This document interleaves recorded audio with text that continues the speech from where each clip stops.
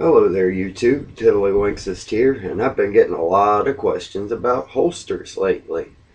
I made a concealed carry tip of the week video on using a quality holster, and I've been getting quite a few questions about what a quality holster might be, what kind of holster I use, which I do use a few different kinds, and there's a few kinds of carry that I don't use for a reason. There's a few I don't use because I just haven't tried them. Now, my favorite form of carry, whether it be summer, winter, raining, or cold, or whatever, is inside the waistband carry. This is my PT-140 with a DeSantis inside the waistband holster. As you can see, the clip goes right behind the belt, slips right in there.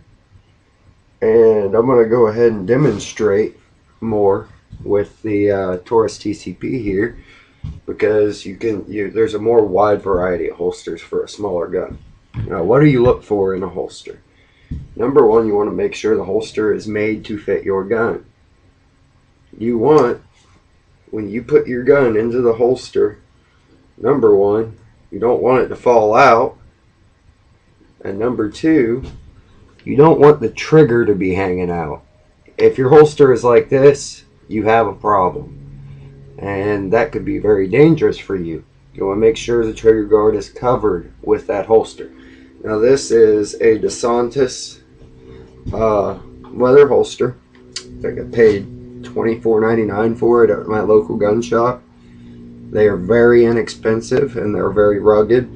I've had this holster for about a year now. I wear it just about every other day, and it is extremely comfortable. And I think I have done a review on it, if I'm not mistaken. I also have this Tagua outside the waistband holster. This is one of the most quality leather holsters I've ever seen, and it only costs about 25 bucks too. Me and Matt from Never Enough Ammo have done reviews on Tagua holsters. They make inside the waistband, outside the waistband, and all the Tagua holsters are handmade in South America. I mean, these are handmade, not machine pressed or anything. So let me show you real quick. Take the PT-140 out. Now again, what you want with this, you want it to fit in there nice and snug. See, I turn it upside down, I'm not holding it, and I can shake it and it's not going to fall out. That's a good thing.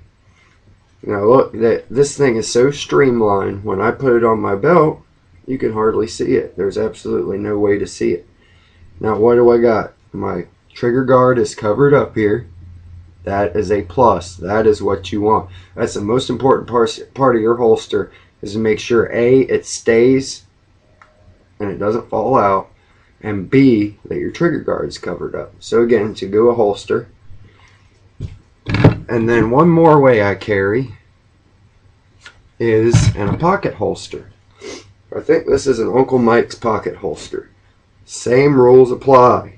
You want to put it in, you don't want it to fall out, and you want the trigger guard to be covered.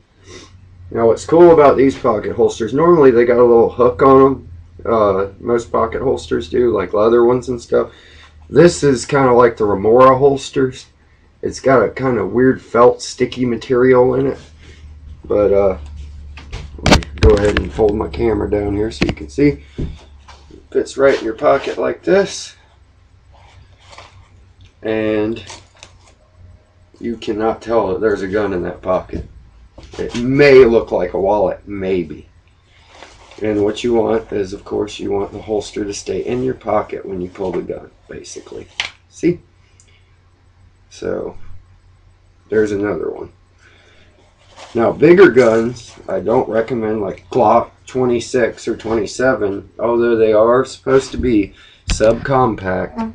I do not recommend using a pocket holster for those. They're just too bulky. It'll pull your pants down funny. This gun that weighs less than a pound fully loaded, I'm okay with. Alright, let's try another holster here.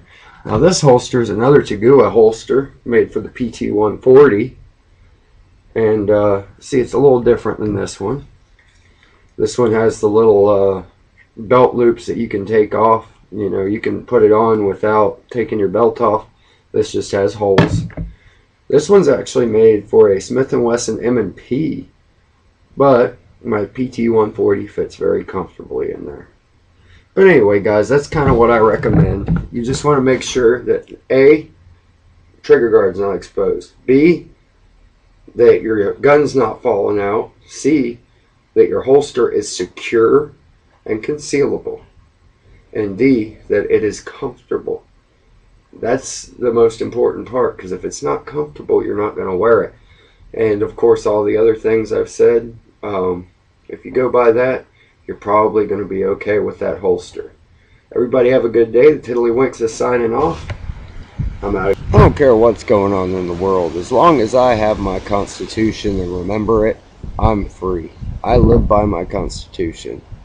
And everybody else, if you like freedom, you should too. Don't allow them to write laws against your Constitution. And if they do, don't follow those laws, because they are mindless and they are not American. For real Americans would follow the Constitution 100%. 100%. Patriot Act, not constitutional. The National Defense Authorization Act, not constitutional. Weapons bans of any sort are not constitutional. That's how I feel about that.